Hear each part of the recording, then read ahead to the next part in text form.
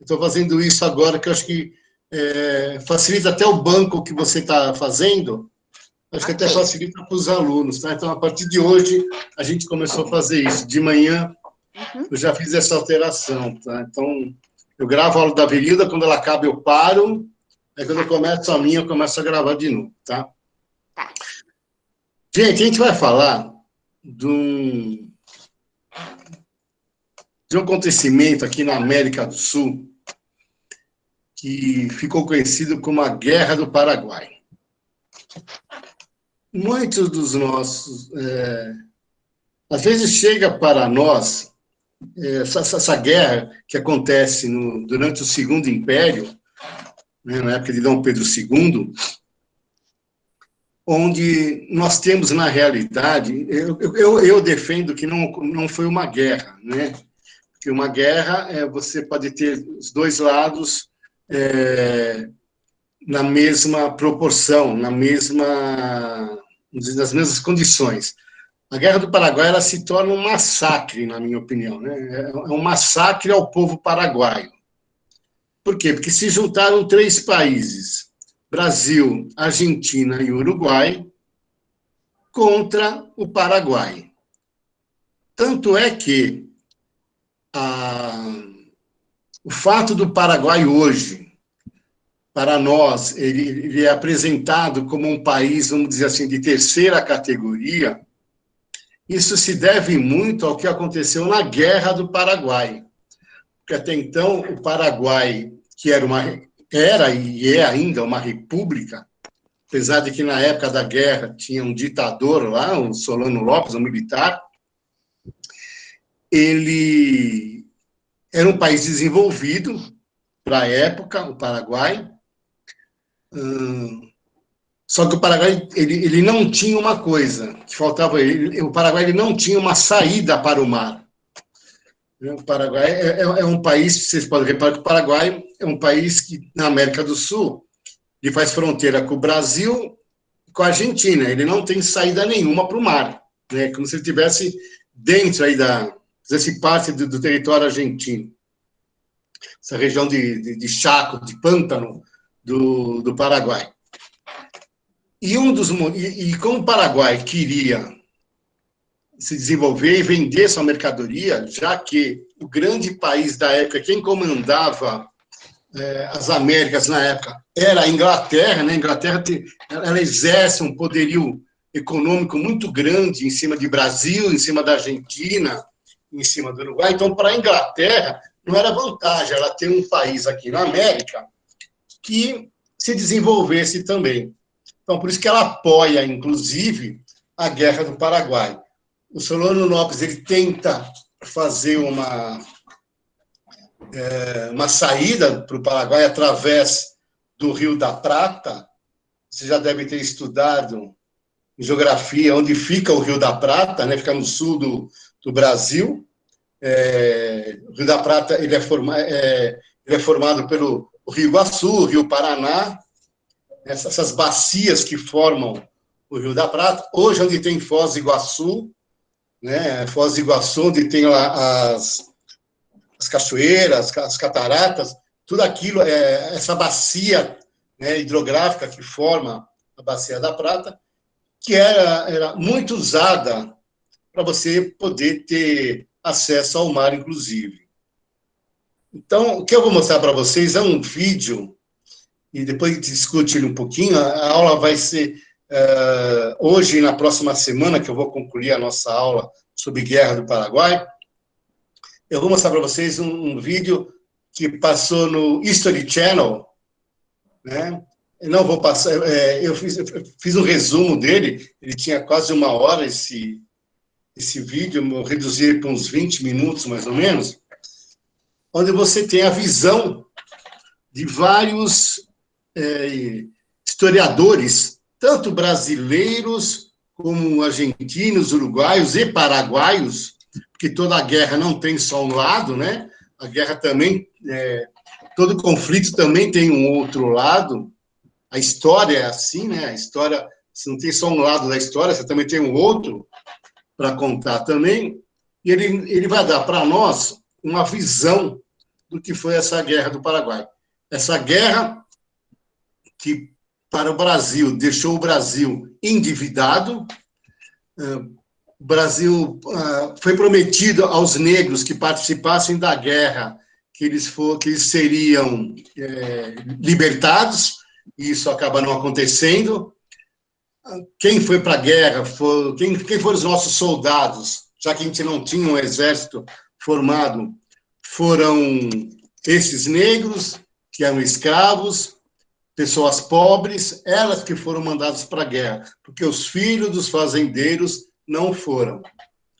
Os filhos dos fazendeiros ficaram nas suas casas e mandaram seus escravos no lugar deles. Então, é isso que o vídeo mostra também.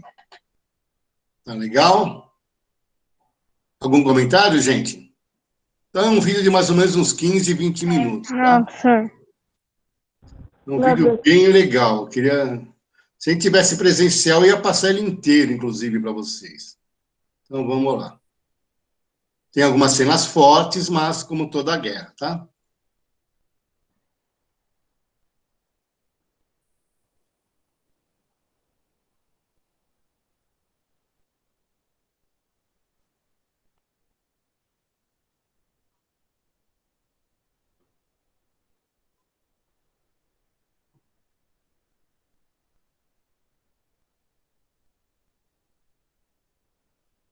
Sórdida e desnecessária como a maioria delas.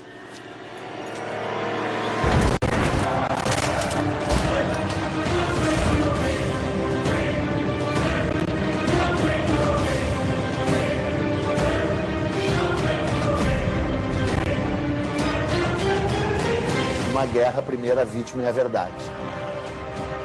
Porque a historiografia brasileira a respeito da Guerra do Paraguai era muito vagabunda, praticamente não existia. This is the most devastating war in post-colonial South American history. Aquilo foi um genocídio. Nós não tivemos o genocídio como intenção, mas nós tivemos o genocídio como efeito.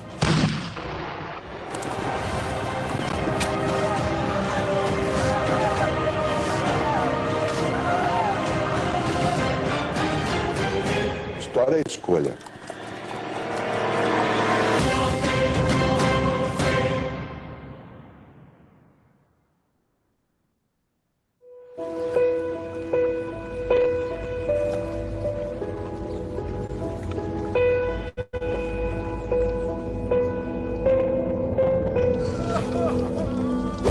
Depois de 40 anos independente de Portugal, o Brasil é um gigante. Rural, pobre, analfabeto e escravo. Um país escravocrata, um país selvagem, analfabeto, de hábitos toscos. O país tem escravos, tem muita aristocracia. Um país com uma dependência, uma pobreza muito forte, com condições de saúde pública inexistentes e sem escola. É que tem aquela tese de que o Brasil tem uma história mansa e pacífica, né? Que o Brasil é a terra do homem cordial.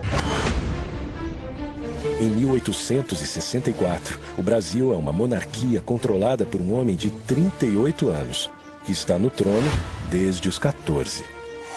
Dom Pedro II. O Brasil enfrenta uma grave crise econômica e o sul do país começa a trazer notícias preocupantes. O sul do Império Brasileiro faz fronteira com 3 repúblicas: Uruguai, Argentina e Paraguai. O Uruguai está em guerra civil. Brasil e Argentina se unem para colocar o uruguaio Venâncio Flores no poder, beneficiando os comerciantes de Buenos Aires e os fazendeiros gaúchos. Só que bloqueando a saída do Paraguai para o mar. Com esse novo cenário, o Paraguai, para usar a Bacia do Prata, precisa negociar com as 2 maiores potências da região. Paraguai ou estava com Argentina contra Brasil ou com Brasil em contra Argentina, mas nunca ao mesmo tempo com as 2 potências maiores da região. O Paraguai é governado por um também jovem de 32 anos, Francisco Solano Lopes. The war had one commander from the beginning to the end on the Paraguayan side. Solano Lopes havia arregimentado as suas forças, dando-lhes a certeza de que lutavam pela liberdade, por uma causa justa e pela pátria. Então isso fazia com que eles fossem indômitos. He conducted the adventure as a military adventure. Nos últimos 10 anos, o Paraguai fez seu exército crescer de 10 mil homens para quase 100 mil combatentes. Construiu uma linha férrea, a primeira da América do Sul, para ligar a capital a um campo militar. E também a primeira linha de telégrafo para se comunicar com a sua principal proteção no Rio Paraguai, o Forte de Humaitá.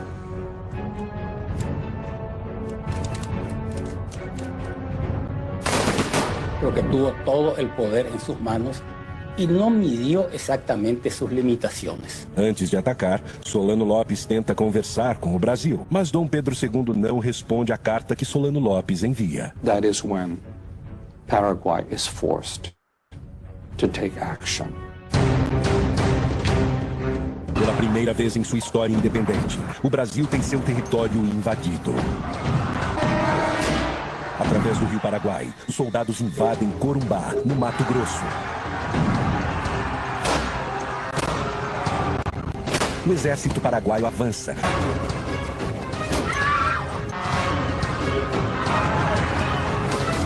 Outra frente do exército chega ao Rio Grande do Sul e toda a cidade de Uruguaiana foge. O Paraguai invade o Brasil, mas é só o começo.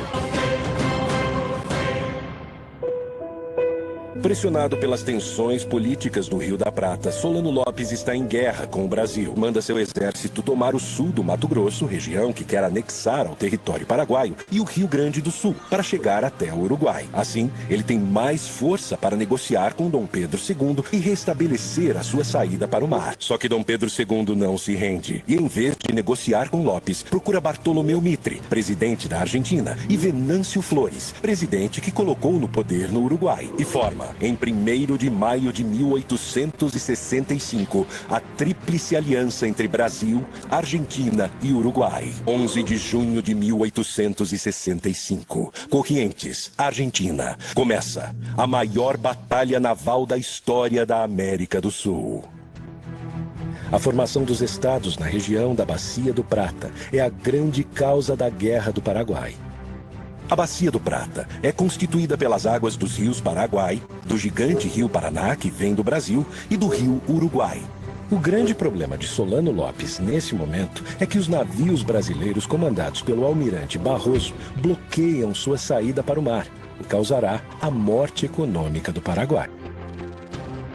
9 navios brasileiros na margem do Riachuelo. 9 navios paraguaios se preparam para a emboscada. Com o ataque surpresa, o Paraguai leva vantagem no início da batalha, mas uma decisão do almirante Barroso vira o jogo para o Brasil. Ele parte para cima dos vapores paraguaios e muda o rumo da batalha.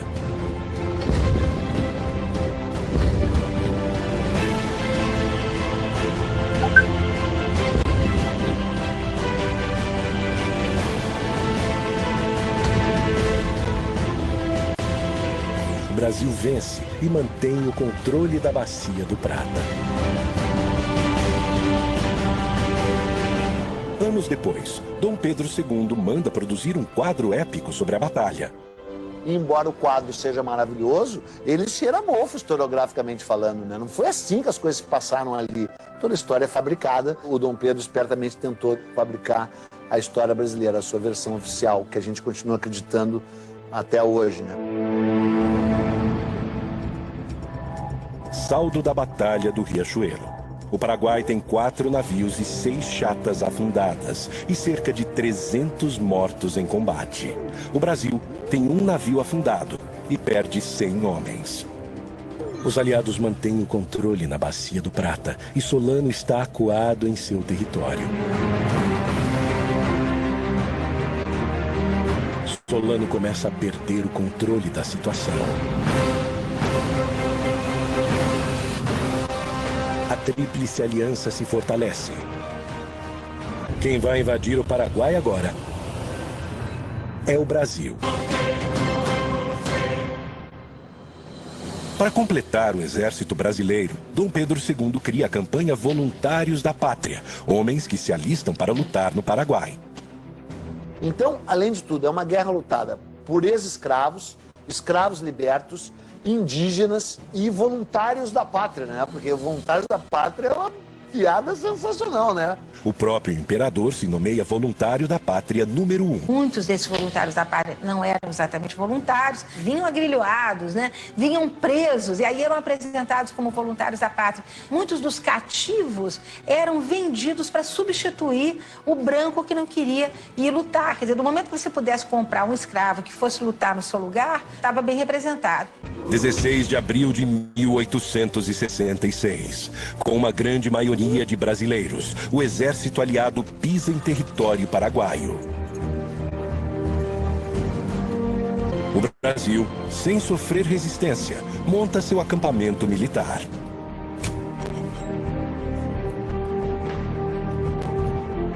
Mas o Paraguai não se rende e quer expulsar os invasores.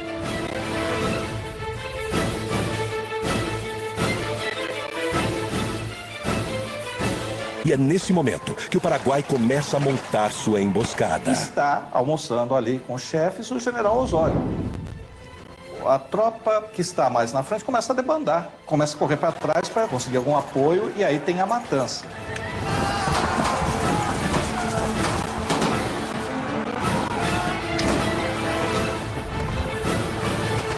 Em 24 de maio de 1866, os paraguaios invadem o acampamento brasileiro.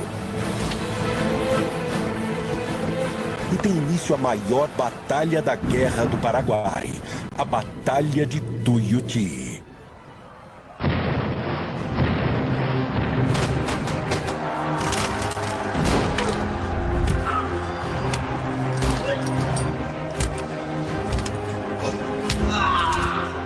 Com o ataque surpresa, o Paraguai leva vantagem no início do confronto.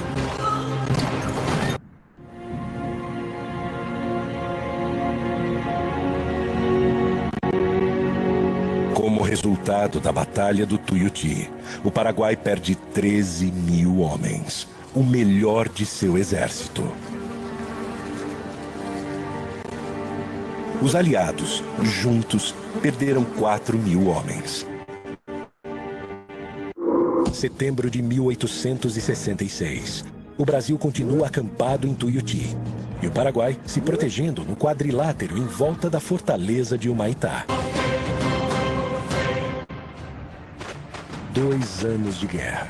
O Brasil continua preso em seu acampamento e o Paraguai se fortalecendo em Humaitá. Vai começar a série de batalhas conhecida no Brasil como Dezembrada e no Paraguai como Dezembro Negro. Caxias precisa tomar Assunção e para isso conta com 20 mil brasileiros e 5 mil argentinos. O Paraguai protege a capital com 5 mil homens. A esquadra brasileira derruba a fortaleza de Humaitá. Foi uma batalha terrível por uma fortificação que a engenharia militar brasileira cedeu ao Paraguai anos antes, já naquele barril de pólvora que era aquela bacia do Prata inteira ali, né? Às margens do rio Itororó, a primeira batalha que o Paraguai resiste bravamente. Quem ataca nessa guerra até um determinado momento leva desvantagem.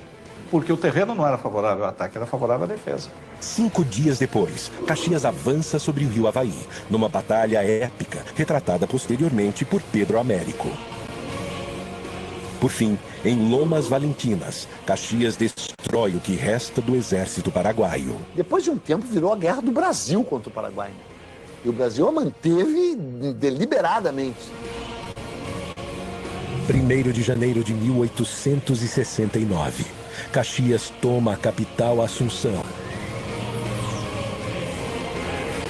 Mas a cada investida de Caxias, Solano foge, montando acampamento com seus filhos e sua esposa, Elisa Lynch. Solano Lopes dá ordens para que as cidades paraguaias sejam abandonadas à medida em que o exército inimigo avança. Assim, ele pretende evitar a vingança brasileira e um massacre ainda maior.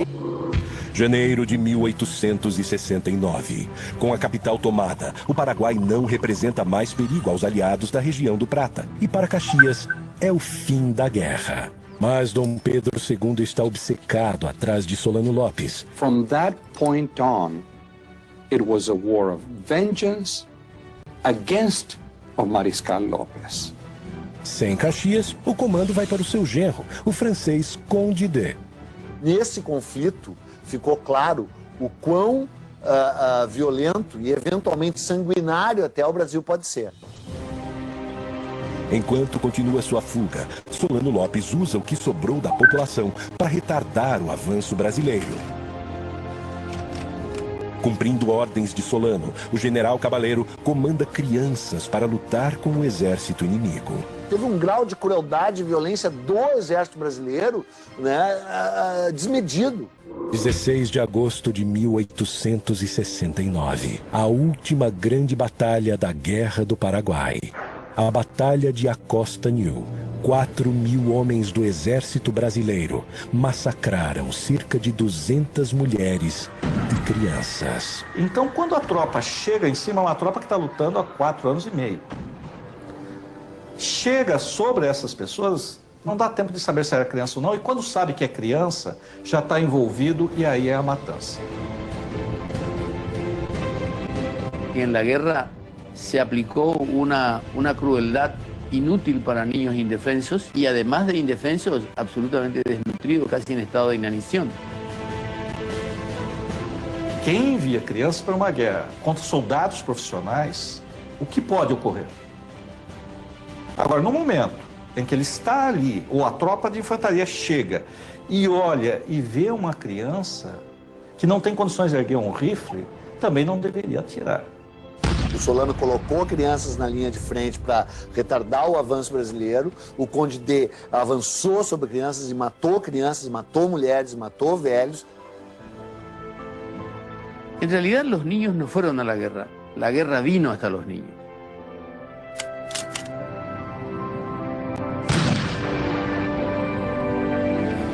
Só há culpados, não há inocentes nessa história aí, né?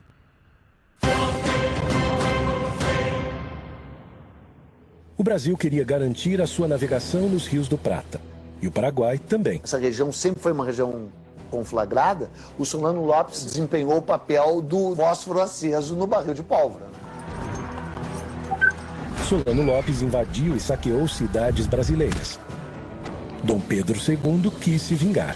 Dom Pedro, como se dizia na época, era uma luva de veludo escondendo uma mão de ferro. Batalhas nos rios, no pântano, contra todo tipo de adversário. E agora, o Paraguai está devastado. En una matanza absolutamente inútil que diezmó al pueblo paraguayo absolutamente. Os números mais fiéis indicam que o Paraguai tinha uma população em torno de 500.000 pessoas antes da guerra. Doenças e combates foram responsáveis por mais de 300.000 mortes, 60% da população. Do lado brasileiro, com uma população de 9 milhões de pessoas, morreram cerca de 75.000 brasileiros, menos de 1% da população. Toda a força dos países aliados destruiu o pouco que esse país agrário tinha. O nosso exército cometeu aquilo que eu chamei de genocídio. Tecnicamente pode até não ser, mas na prática, no sentimento que a gente tem e nos números da mortandade provocada, aquilo foi um genocídio. Olha, genocídio é forte demais, né? Embora se assemelhe a isso, né? Genocídio é uma coisa, massacre é outra. Foi realmente uma catástrofe demográfica. Estamos falando de 300.000 pessoas. ¿Verdad? 3 de cada 5 paraguaios murió a lo largo de 6 anos. Quer dizer, o Paraguai é o maior perdedor, sem dúvida nenhuma. História é escolha. Chamar de genocídio dependerá do momento. Usá-lo com propriedade, no meu entender, em relação à Guerra do Paraguai, de onde foi a intenção, jamais. Onde nós chegamos, sem dúvida. Para a conquista ser completa, Dom Pedro II ainda precisa encontrar Solano Lopes. Mas sua busca está próxima do fim. 1º de março de 1870. Acampamento de Cerro Corá, norte do Paraguai. Porque a ordem que o imperador tinha dado e o objetivo da guerra não era matar Solano Lopes, era retirá-lo do poder. A very macabre scenario on the battlefield of Cerro Corá. É um caos ali, fogo, fumaça, gritos, é tudo muito rápido. Ele tenta fugir a cavalo. E o Chico Diabo, né, o nosso cabo, dançou. O cabo Francisco Lacerda fere a virilha de Solano Lopes e um tiro brasileiro mata o seu filho, Antito Lopes. Elisa Lynch se enrola em uma bandeira britânica e consegue sobreviver. Foi fácil identificá-lo porque ele era o único gordo. São os últimos momentos de Solano Lopes. E aí, segundo a descrição do general Câmara, Solano Lopes está no riacho, ele dá ordem para que ele se renda. Solano Lopes pega a espada e diz que não se entrega e morre com a sua pátria. E um soldado, quando viu Solano Lopes erguer a espada, deu um tiro. Ele já estava mortalmente ferido, mas o tiro vai levá-lo à morte.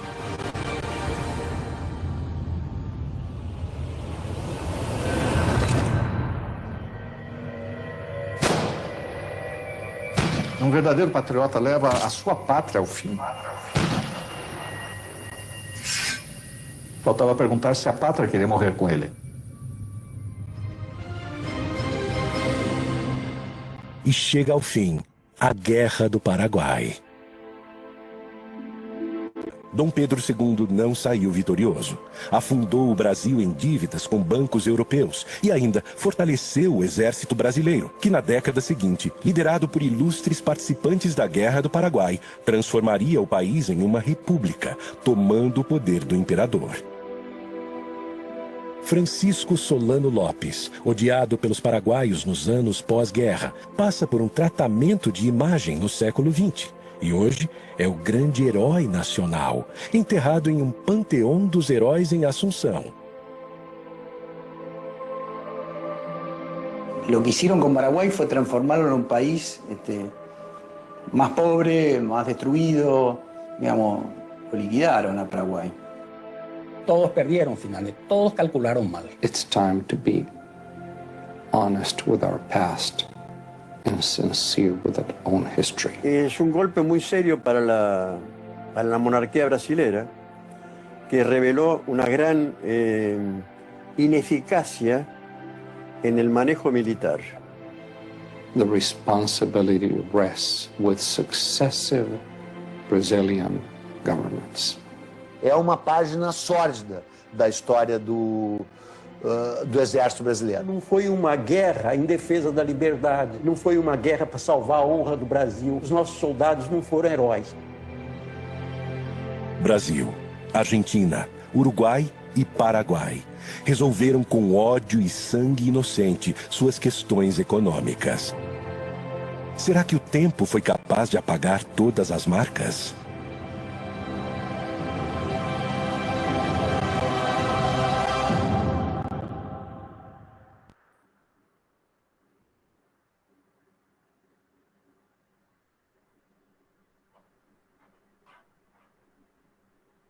E aí, senhores e senhoras, gostaram desse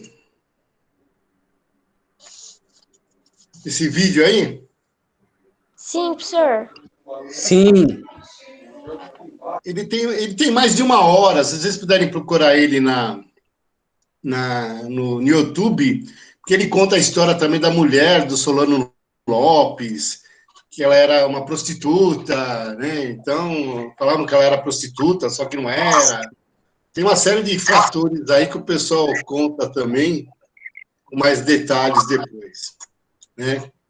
Eu achei, assim, o documentário, Cláudio, muito interessante, porque dá para se entender que depois da Guerra do Paraguai, ele nunca mais se levantou, né? Exato. Ele nunca mais se ergueu.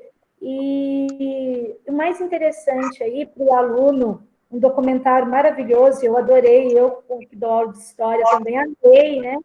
Porque o aluno, ele tem que saber dos conflitos que ocorreram no nosso país, né?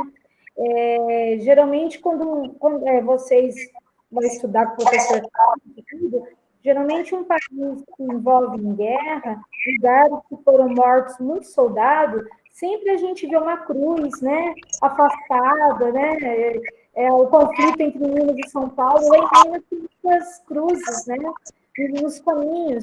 E eu, quando era criança, não sabia que era aquilo, né, e eu fui aprender como historiadora, que geralmente um lugar onde o soldado morreu, onde teve um conflito, eles colocam aquelas cruzes, né, para não esquecer. E, sim, o Paraguai, né, teve até aquele caso do Ronaldinho Gaúcho, né, o pessoal zoou o Paraguai, mas na justiça eles foram bem, né, melhor que o nosso país, né, deixou ele preso lá, mostrou que lá as leis são melhores que aqui, né.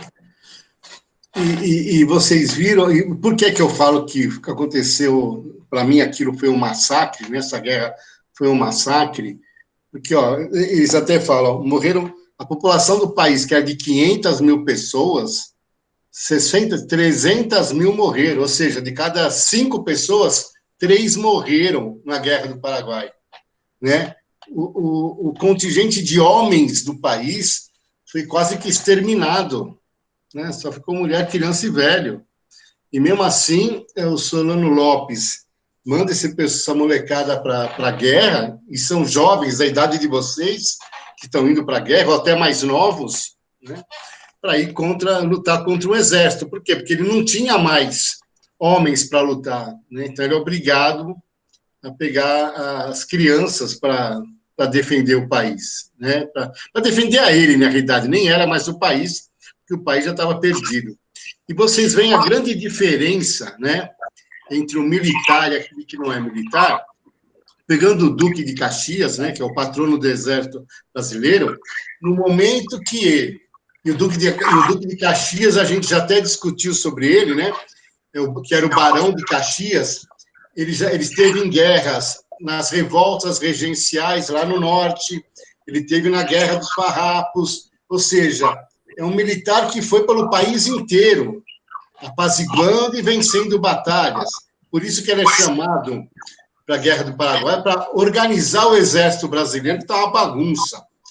E quando ele, 2 anos depois, que ele invade Assunção, né, ou seja, o exército estava parado, durante 2 anos ficou parado no mesmo lugar. Com ele, o exército avançou, porque ele usa algumas engenharias, ele usa balões para verificar onde é que estava o inimigo, ele usa uma série de tecnologias que ele importa para a guerra. O Barão de Caxias, ele é um soldado, então, na hora que ele toma Assunção, ele vê o seguinte, ó, para o soldado, a guerra acabou aqui. Por quê? Porque já vencemos, o pessoal se rendeu. Ele não quer ficar caçando o Solano Lopes. Quem quer ficar caçando o Solano Lopes é o marido da princesa Isabel, que é o Conde Dan. Ele sim que vai atrás, ele sim que mata crianças, mulheres, velhos, não está nem aí, ele vai passando por cima de todo mundo. Então, por isso que foi um massacre, um genocídio, né? Essa guerra, ela fez parte, inclusive, da atividade que eu passei para vocês entregarem agora, semana que vem, né? Alguns de vocês já entregaram, mas eu peço para a atividade de vocês estar voltadas em cima dessa guerra aí.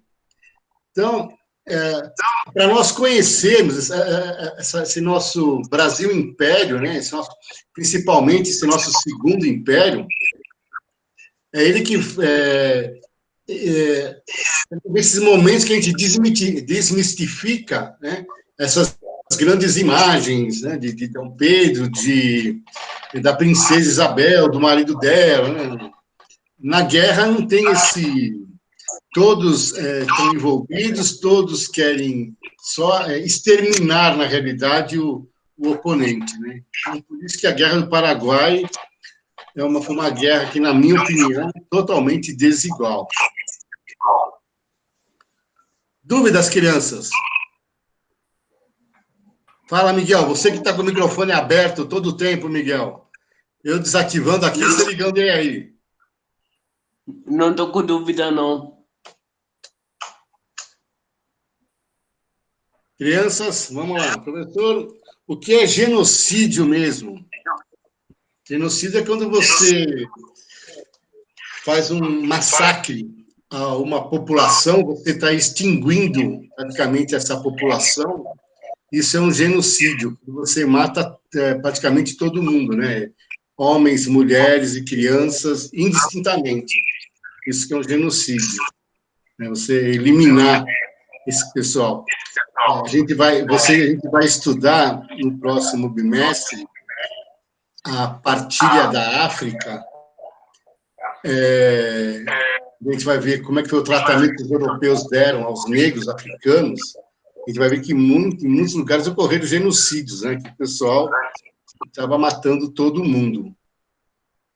E ocorreram outros genocídios no Brasil aqui também, né?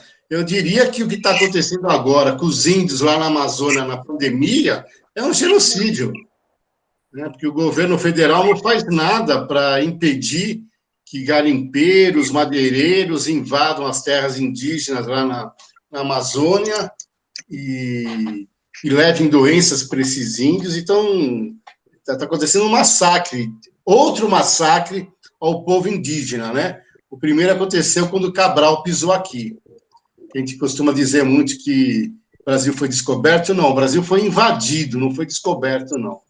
Tem que tirar um pouco, desmistificar um pouco essa visão romântica que o Brasil foi descoberto, que Cabral chegou aqui e era tudo amiguinho dos índios.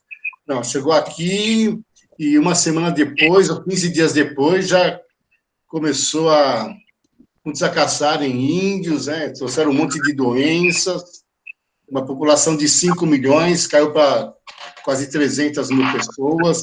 Então, isso que é genocídio, né? Você fazer o que nós temos feito de acordo no meio, né, de toda a nossa história, né?